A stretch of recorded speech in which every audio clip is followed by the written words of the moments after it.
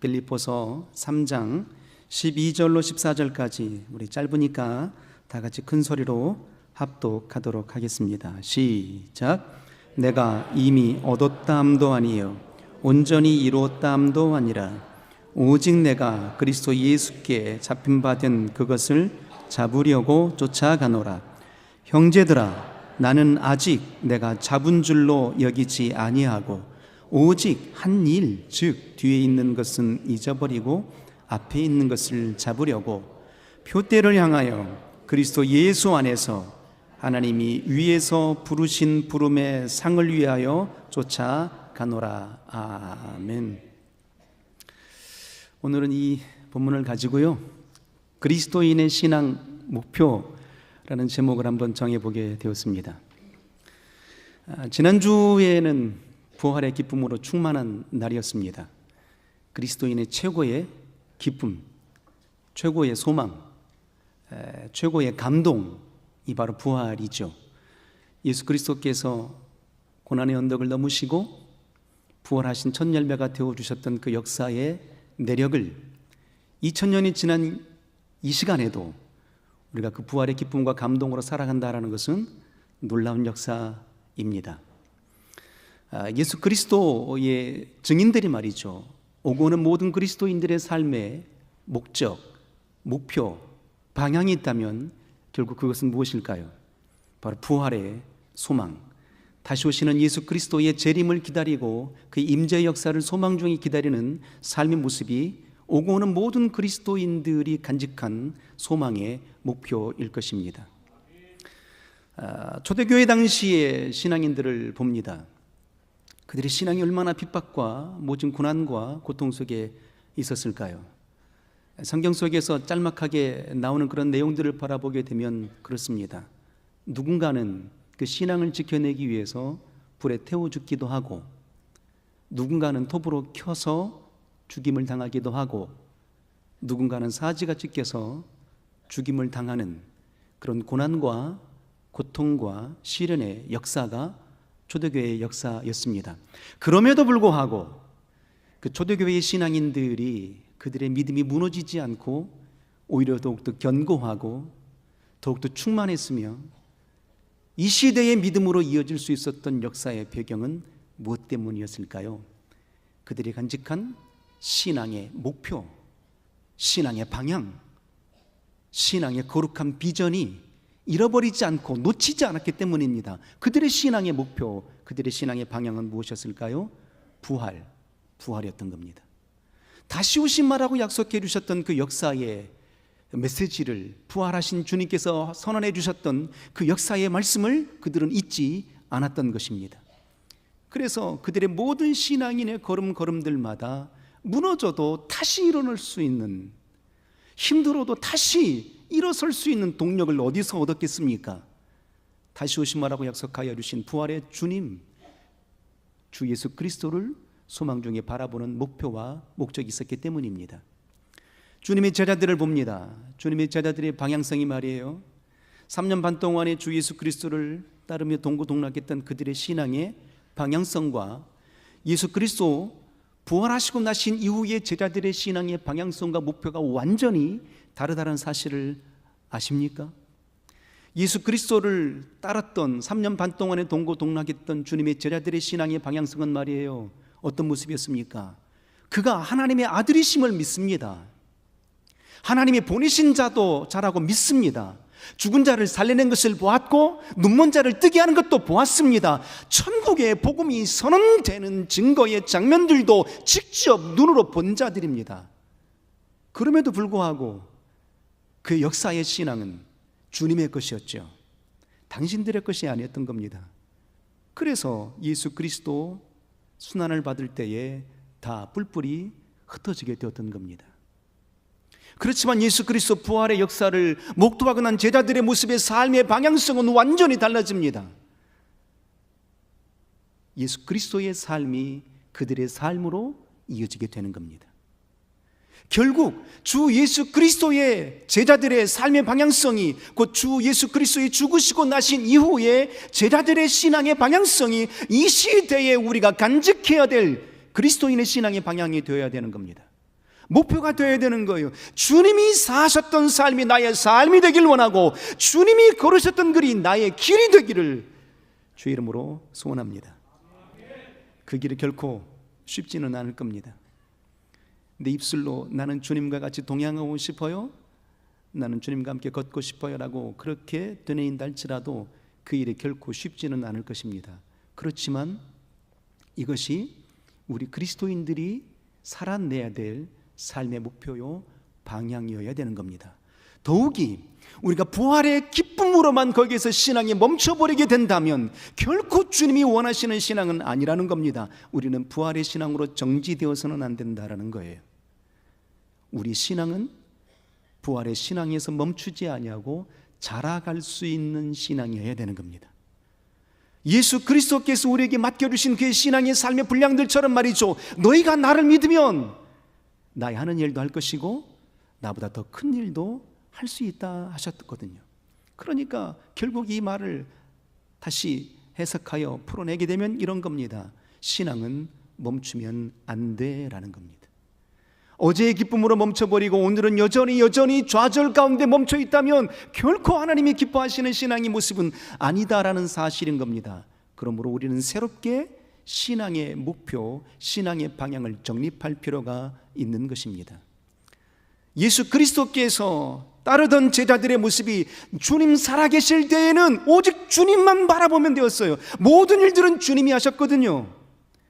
그러나 주 예수 그리스도 하늘로 승천하시고 나신 이후에 그들의 신앙의 방향은 달라집니다. 주님이 맡기신 사역을 감당할 수 있도록 그들의 신앙의 목표와 방향이 달라지게 되는 거죠. 멈추지 않았던 겁니다. 멈추지 않았던 거죠. 오히려 성장되고 성숙되는 신앙의 모습으로 작은 그리스도가 되어서, 작은 예수가 되어서 그렇게 살아내었던 겁니다. 우리도 그런 삶이 이어지기를 주의 이름으로 소원합니다. 이 시간에 우리 스스로에게 반문해 볼 필요가 있는 겁니다. 나는 어떤 신앙의 목표, 어떤 신앙의 방향성을 갖고 살아가는가 하는 겁니다. 어떤 인생들은 말이죠, 건강에 대한 목표가 있습니다. 그래서 열심히 운동하죠. 어떤 이들은 사업의 성공을 위해서 인생의 성공을 목표로 삼고 전심으로 달려가는 인생들도 있습니다. 잘하는 일들이죠. 그 목표가 있기 때문에 다시 달려갈 수 있는 삶의 동력을 얻어내는 것 아니겠습니까? 자, 그러면 우리 그리스도인들의 신앙의 목표 말이에요. 우리 그리스도인들의 신앙의 삶의 방향은 어디로 정해야 되겠는가 하는 겁니다. 한 농부가 있습니다. 겨울 지나고 이제 갓 봄이 돌아오는 그런 때였습니다. 여전히 봄이 돌아오기는 했지만 대지는 말라있고 대지는 황량합니다. 그럼에도 불구하고 농부는 어찌했을까요? 밭을 기경하기 시작합니다. 그리고 씨앗을 정성스럽게 심게 되는 겁니다. 그 힘든 역사의 일들을 해내고 있음에도 불구하고도 농부의 표정을 보니까 말이에요, 그 농부의 표정이 결코 힘든 표정이 아닙니다. 기쁨과 감동이 있는 흐뭇한 표정이라 이 말이에요. 왜 그랬을까요? 당신이 심어내는 이 씨앗은 반드시 싹이 나고 잎이 나며 열매가 맺을 거라는 소망과 기대와 목표가 있었기 때문 아니겠습니까? 그러므로 이 농부는 아는 겁니다. 봄이 되면 모든 만물들이 소생하게 되고 이때에 내가 밭을 기행하여 씨앗을 심게 된다면 이 씨앗은 풍성한 열매로 결실로 돌아온다라는 약속의 역사를 믿고 있기 때문 아니었겠는가 하는 겁니다. 그러므로 이 시대를 살아가는 모든 그리스도인의 신앙의 목표와 방향성도 다시 오시마라고 약속해 주셨던 그 소망을 붙들 수 있는 삶이어야 되는 겁니다. 오늘 이 주일도 부활주일이잖아요. 매 주일마다 우리는 부활을 경험하고 있는 겁니다. 그런데 이 부활의 소망 중에 멈춰버리면, 그대로 서 있다면 아무것도 이뤄낼 수 있는 분량이 없는 것입니다. 그래서 우리는 새롭게 신앙의 목표와 방향성을 정립할 필요가 있는 겁니다. 오늘 본문의 장면이 바로 그런 내용들이거든요. 사도 바울이 로마 감옥에 갇혀 있고 이제 죽음이 얼마 남아있지 않았을 그때의 모습입니다. 그럼에도 불구하고도 이 빌립보서의 서신을 쓰면서 사도 바울은 이렇게 말합니다. 기뻐하라, 항상 기뻐하라, 너희 기쁨이 멈추지 않도록 하라라고 그렇게 그렇게 서신을 써내려가고 있는 겁니다. 아니, 당신의 처지를 바라보게 될 때에 지금 로마 감옥에 갇혀 있어서 언제 죽을지 모르는 처지에 놓여 있는데도 불구하고도 그는 말하는 겁니다. 내가 관제로 드려질지라도 나는 기뻐하고 기뻐하노라. 그러므로 너희도 기뻐하는 인생이 되라라고 말하고 있는 겁니다. 왜 그랬을까요? 명확한 신앙의 목표와 방향성이 있었기 때문입니다. 당신의 신앙의 모습이 비록 내가 감옥에 갇혀 있기는 하지만, 내가 언제 죽을지 모르는 인생이지만 내 신앙의 목표는 아주 뚜렷하다함이에요. 내 믿음의 걸음은 완전하다함이에요. 그 신앙의 목표, 그 신앙의 방향성이 무엇이었을까요? 그 내력을 이렇게 말하고 있는 겁니다. 오늘 이 시간에 우리가 사도 바울이 꿈꿨던 신앙의 목표와 방향성이 이 시대의 그리스도인 우리에게도 동일하게 적용되기를 소망합니다. 자, 성경을 한번 보도록 하겠습니다. 사도 바울은 이렇게 말합니다. 당신의 삶의 모습이 예수 그리스도를 만나기 이전의 삶의 모습과 그리고 예수 그리스도를 만나고 난 이후의 삶의 모습이 완전히 달랐음을 말합니다. 그리고 예수 그리스도를 믿고 있는 오늘의 현실도 완전히 다름을 말하고 있는 겁니다. 그러니까 우리가 예수 믿기 이전의 우리의 삶과 예수를 믿고 난 우리의 삶과 그리고 부활을 목도하고 난 이후의 우리의 삶의 방향성이 완전히 달라져야 되는 겁니다. 여전히 멈춰 있으면 안 되는 거죠. 사도 바울은 이렇게 말합니다. 그가 말하기를 4절에 이렇게 말합니다. 4절 5절에 보니까 그러나 나도 육체를, 자막 띄워주시면 좋겠습니다. 그러나 나도 육체를 신뢰할 만하니 만일 누구든지 다른 이가 육체를 신뢰할 것이 있는 줄로 생각하면 나는 더욱 그러하니라. 자, 5절 자막 안 될까요? 자, 보겠습니다. 5절 한번 읽어볼까요? 5절과 6절 한번 읽겠습니다. 사도 바울이 예수 그리스도를 만나기 전 어떤 삶이었는지 한번 볼까요? 시작. 내가 8일 만에 할례를 받고 이스라엘 족속이요 베냐민의 지파요 히브리인 중에 히브리인이요 율법으로는 바리새인이요 열심으로는 교회를 핍박하고 율법의 의로는 흠이 없는 자로다 그랬어요. 사도 바울의 모습을 봅니다. 예수 그리스도를 만나기 전에 그의 삶이 어떠했는지 말이에요. 정말 눈이 번쩍 뜨일 정도로 대단한 인물이었구나라는 사실을 발견하게 됩니다. 내가 8일 만에 할례를 받았다.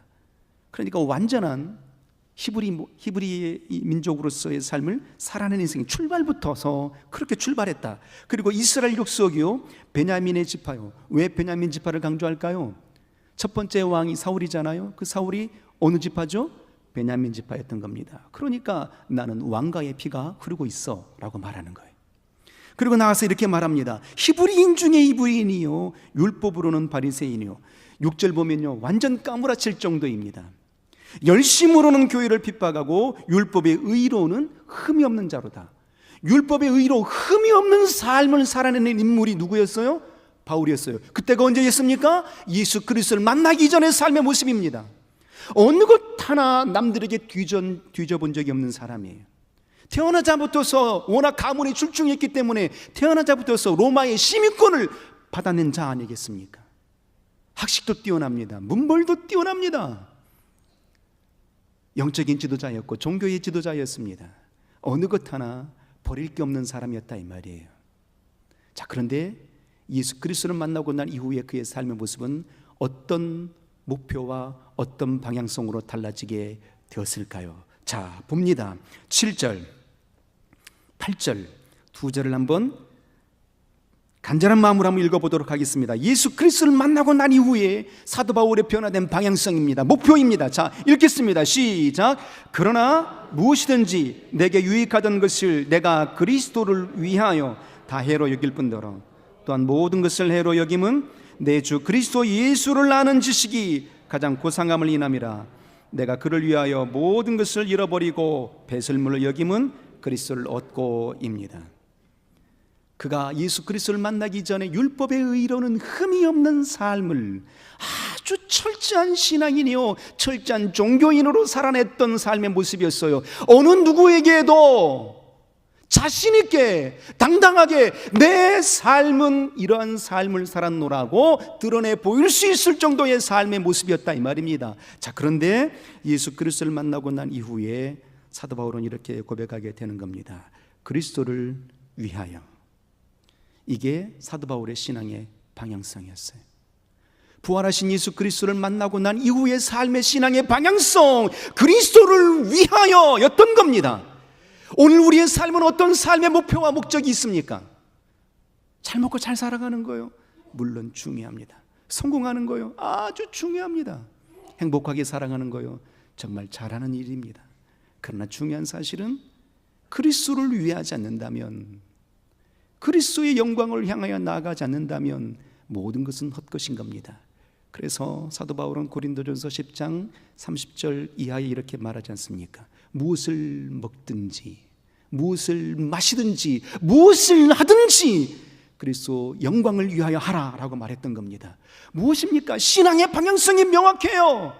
삶의 방향성이 명확하다고요. 흔들리질 않아요. 좌우나 우러나 치우치질 않아요. 왜요? 목표와 방향성이 뚜렷하기 때문에 그렇습니다. 어떤 목적입니까? 어떤 방향성이었을까요?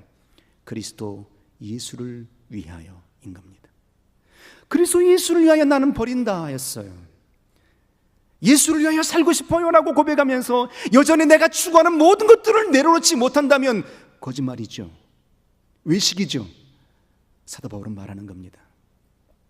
내가 율법의 의로 흠이 없는 삶을 살아낸 인생의 모습이었지만 히브리인 중에 히브리인이고 베냐민 지파의 한 사람이고 나보다 더 신앙적으로 살아간 인생이 없지만 이 모든 것들은 그리스도 예수를 위하여 배설물처럼 버리노라 했던 겁니다. 그러니까 먼저 예수 그리스도의 부활에 증인된 삶을 살아가고자 소원할 때 먼저 된 출발은 말이죠, 버릴 것을 버려야 된다는 얘기입니다. 내려놓을 것을 내려놓아야 된다는 얘기입니다. 여전히 내 것을 버리지 않고 내 그릇을 가득 채워놓고 하나님의 것으로 채울 수 있겠는가라는 얘기죠. 내 삶의 그릇을 비워내게 될 때에 비로소 하나님의 것을 채울 수 있는 거다 이 말이죠. 그래서 사도 바울은 말하는 겁니다. 나는 비운다. 예수 그리스도를 위하여 내 모든 것을 내려놓는다 였던 겁니다. 무엇을 내려놓아야 될까요? 무엇을 포기해야 될까요? 내 자랑을 포기하고 있는 거잖아요. 사도 바울의 자랑이 무엇입니까? 나는 자랑할 만하다라고 얘기했어요. 나는 내 육체를 신뢰할 만하다라고 말하고 있는 겁니다. 사도 바울의 삶의 모든 배경들 자랑할 만한 삶이었던 겁니다. 그런데 그리스도 예수를 위하여서 이 모든 자랑을 포기한다 함이에요. 우리 교회가 왜 이처럼 어렵게 되었을까요? 그 자랑을 포기하지 못했기 때문 아니겠습니까? 내가 했어요. 내가 했어요. 내가 한 거예요 라는 거잖아요. 그 모든 것이 무엇입니까? 자기 자랑인 거예요. 그런데 지금 사도 바울은 뭐 하고 있습니까? 자기 자랑을 내려놓고 있는 거예요. 죄송합니다 성가대. 내가 성가대 대원이에요. 내가 목사예요. 자기 자랑입니다. 그 자기 자랑 때문에 자기 영혼이 망하는 거고 교회가 망하는 거예요. 잘 나가는 교회들 보십시오. 우리 교회는 이렇게 얘기합니다. 성도들이 나는 어느 교회 다니고 있어요. 전 되묻고 싶습니다. 그럼 당신의 믿음은요? 당신의 믿음은요? 내 교회를 자랑한 건 마땅합니다. 그러나 우리가 자랑할 것은 누구일까요? 예수 그리스도죠. 오직 예수 그리스도, 내 영혼을 위하여서 죽으시고 부활하시고 다시 부활의 소망을 주신 그리스도 예수만이 우리의 자랑이기를 주 이름으로 소원합니다. 예수 때문에 여기 있는 거잖아요. 예수 때문에 우리 개혁하는 거잖아요. 예수 때문에 우리가 신앙의 걸음을 되뇌이고 있는 것 아니겠습니까? 자기 자랑을 내려놓기를 원합니다. 더 나아가 무엇을 해야 될까요? 옛사람을 벗어 던져야 되지 않겠습니까? 여기 계신 모든 분들이 다 침례받은 분들이잖아요. 침례받았다는 그 역사의 의미는 뭐겠습니까? 예수 그리스도와 함께 내 모든 옛 구습은 죽고 다시 물에서 올라올 때에 그리스도 예수와 부활에 연합한 동역하는 심령이 되었습니다라는 확신들, 신앙의 고백들 아니었겠습니까? 그런데 여전히 우리가 옛 믿음을 벗어 던져버리지 못하고 있는 겁니다. 옛 구습을 던져버리지 못하고 있는 거예요. 교회 안에서는 신실하고 신령합니다. 누가 보아도 진실한 증인들이고 진실한 일꾼처럼 보입니다. 그런데 교회 밖을 나서고 난 이후에 그의 이마에 나는 그리스도입니다라고 새겨져 있습니까? 세상 사람들과 별반 다를 게 없는 우리의 삶의 모습으로 전락해 버리지는 않으셨습니까? 그러므로 우리는 달라져야 되는 거예요. 버릴 것들은 버려야 되는 겁니다. 내 자랑을 버리십시오. 내 과거의 옛 구습을 버리십시오. 그리고 내 생각과 내 계획들을 내려놓으십시오. 주의 뜻대로의 삶으로 바꿔놓을 수 있는 역사가 있기를 소원합니다. 왜요? 그리스도 예수를 위하여입니다. 그리고 다시 8절 하반절에 이렇게 말하게 됩니다. 사도 바울의 명확한 신앙의 목표를 이렇게 정하게 됩니다. 8절 하반절에 이렇게 말합니다. 그리스도를 얻고입니다. 내가 그를 위하여 모든 것을 잃어버리고 배설물을 여기면 무엇 때문에요? 그리스도를 얻고자 원함으로입니다. 이것이 우리의 신앙의 방향이어야 되는 거예요. 이것이 우리 신앙의 목표여야 되는 겁니다. 왜 먹습니까? 왜 일합니까? 왜 달려가십니까? 그리스도 예수를 얻고자 원하는 삶의 모습이 있기 때문 아니겠습니까? 무엇을 할지라도 예수 그리스도가 없다면 이건 절망인 것 아니겠어요? 그리스도 예수를 얻는 인생이어야 되는 겁니다. 그래서 사도 바울은 말합니다. 무엇이 죄도뇨?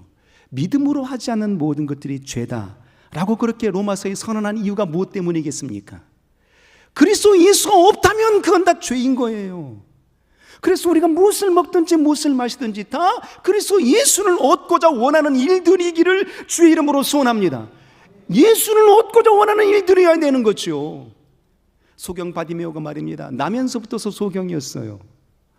절망이었죠. 그런데 어느 날 소문을 듣는 겁니다. 예수라는 분이 있는데 눈먼 자를 눈을 뜨게 한다더라, 죽은 자를 살리게 한다더라 라는 그 소문을 듣죠. 그런데 어느 날 당신 앞에 지나간다는 거예요. 어찌했을까요? 소리 지르는 것 아니겠어요? 다윗의 자손 예수여 나를 불쌍히 여기소서, 예수여 나를 불쌍히 여기소서. 주변 사람들은 만류하지만 그래도 소리 치는 겁니다. 그의 목표, 그의 소망은 예수를 만나는 것이었으니까요.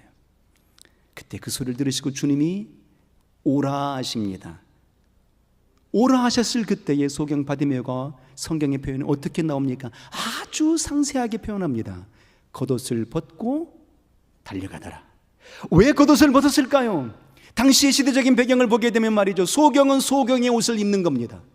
그래서 사람들이 저 사람은 그 옷을 보고 소경이로구나 라고 피하여 가는 겁니다. 부딪히지 않도록 말이죠. 배려였던 겁니다. 그런데 주님이 부르실 그때에 소경 바디메오가 어떻게 합니까? 겉옷을 벗고 가더라. 왜요? 나는 이제 소경의 옷을 입지 않냐고 예수 그리스도를 얻고자 원함이었던 거예요. 이 신앙이 우리에게 필요한 겁니다. 예수 그리스도를 얻는 것 말이에요. 이것이 개혁의 최고의 목표여야 되지 않을까요? 우리 신앙의 최고의 방향성이어야 되지 않을까요? 아무리 성공하고 아무리 잘 나가는 인생이라 할지라도 그 속에 예수가 없다면 절망이죠. 안타까움이죠. 그래서 사도 바울은 고백하는 겁니다. 예수 그리스도를 얻고자 원함이었다 라고 말입니다. 돌아온 탕자의 이야기를 잘 아실 겁니다. 둘째 아들이 허랑방탕하여 아버지의 재산을 다 탕진합니다. 먹을 것이 없어서 쥐온 열매를 먹잖아요. 그가 생각하는 겁니다. 내 아버지의 집에는 배부른 품꾼이 얼마나 많은고, 내가 다시 돌아간다면 아버지의 아들이라고 내가 말하지 않냐고, 내가 품꾼의 하나라도 써달라고 하고서 내가 돌아가야 되겠다 하고서 그 마음의 결단을 안고 돌아가게 됩니다. 저 멀리 오는데 말이에요, 아버지가 알아봐요. 그리고 그 아버지가 돌아온 탕자를 어떻게 합니까? 목욕시켜줍니다. 깨끗한 옷을 내어줍니다. 가락지를 끼워줍니다. 잔치를 벌려줍니다. 그 모습들이 어떤 모습이었겠습니까? 형이 와서 보니까 잔치가 열렸어요. 불만과 불평을 토로합니다. 그때 그의 아버지가 그의 첫째 아들에게 이렇게 말합니다. 보라, 내 동생이지 않느냐, 내 아들이 돌아왔지 않느냐라고 말하는 겁니다. 내 아들이 돌아왔다. 그러니까 이 역사의 세계의 내력은 무엇이겠습니까? 탕자는 말이죠, 생각하는 겁니다. 나는 새로운 목표를 꿈꿔야 돼. 여기에서 멈추면 안 돼 하는 겁니다. 우리의 신앙의 목표가 뭐겠습니까? 그리스도 예수를 얻는다는 것은 결국은 뭐겠어요? 내 신앙의 신분이 달라진다는 거예요. 내 신앙의 신분이 달라지는 거예요. 예수 그리스도를 만나기 전에 우리는 어떤 신분이었습니까? 종이었잖아요. 진노의 자녀들이었잖아요. 그러나 예수 그리스도를 얻고 나면 우리의 신분이 달라지는 겁니다. 어떻게 달라질까요? 하나님의 자녀로 말이에요. 할렐루야. 하나님의 자녀가 되었는데 아멘들을 안 하셔. 하나님의 자녀가 된 신분을 바뀌어진 겁니다. 언제 우리가 하나님의 자녀가 되었을까요? 그리스도 예수를 얻게 될 때인 겁니다. 우리 신분이 달라진 겁니다. 그래서 사도 바울은 예수 그리스도를 위하여 예수 그리스도를 얻고자 원함으로, 그리고 한 가지 더 목표를 꿈꾸게 됩니다. 14절이죠. 표대를 향하여 그리스도 예수 안에서 하나님이 위에서 부르신 부름의 상을 위하여 쫓아가노라. 표대를 향하여, 그 표대가 뭐겠어요? 부활의 소망이요. 그 부활의 소망을 꿈꾸면서 나는 달려간다 이 말이에요. 내가 다 이뤘다함도 아니라 13절 보면 이렇게 말하게 됩니다. 12절 13절에 내가 이미 얻었다함도 아니요 온전히 이뤘다함도 아니라 오직 내가 그리스도 예수께 잡힌 바 된 그것을 잡으려고 쫓아가노라. 우리 이룬 게 아니잖아요. 구원의 완성을 이룬 게 아니잖아요. 천국에 들어간 게 아니잖아요. 주 예수 그리스도 영광의 보좌 우편에 앉은 게 아니잖아요. 어찌해야 될까요? 그래서 사도 바울은 새로운 목표와 비전을 갖는 겁니다. 그 비전이 무엇이었을까요? 사역, 사명의 비전이었어요. 그리스도 예수께 잡혀받은 그것을 잡으려고 표대를 향하여 그리스도 예수 안에서 하늘에 하나님께서 위에서 부르신 부름의 상을 위하여 내가 달려가노라. 할렐루야. 부름의 상을 위해서 달려갑니다. 그 역사가 뭘까요? 하나님의 사역이에요. 사역에 대한 비전이 있었던 겁니다. 자꾸만 제가 성가대 이야기하는데 새벽부터 나와가지고 연습하는데 짜증나, 그만둘 거야. 사역에 사명이 없는 분들이죠. 연말 되면 말입니다, 목양사님들 여러분을 향해 직분자들이 뭐합니까? 저 또 할 거예요. 이런 분들이 차고 넘치면 좋겠어요. 근데 어떻게 할까요? 목사님 너무 힘들어요. 부르신 부름의 상을 향한 목표와 비전을 내려놓았기 때문 아니겠습니까? 우리 사도 바울처럼 부활로 만족하지 마시고 그리스도 예수를 위하여서 내 모든 자랑들을 배설물처럼 버리고 그리스도 예수를 얻고자 원함으로 달려가는 인생 되기를 원합니다. 여기에서도 멈추지 마시고 부르신 부름의 상을 위하여서 전진, 또 달려갈 수 있는 아름다운 신앙의 비저너리가 되시기를 주 이름으로 축복합니다. 기도하겠습니다. 우리 시간 기도할 때 생명의 하나님 아버지, 예수 그리스도를 위하여 예수 그리스도를 얻고자 원함으로 예수 그리스도 안에 발견되고자 원함으로 달려갈 수 있는 복된 신앙인이 되게 원하여 주옵소서. 다시 오심하라고 약속하여 주신 부활의 소망을 꿈꾸고 나아갈 수 있는 우리 개혁의 모든 신앙인들 되게 하여 주옵소서 하고 우리 합심하여 동성으로 기도합니다. 살아계신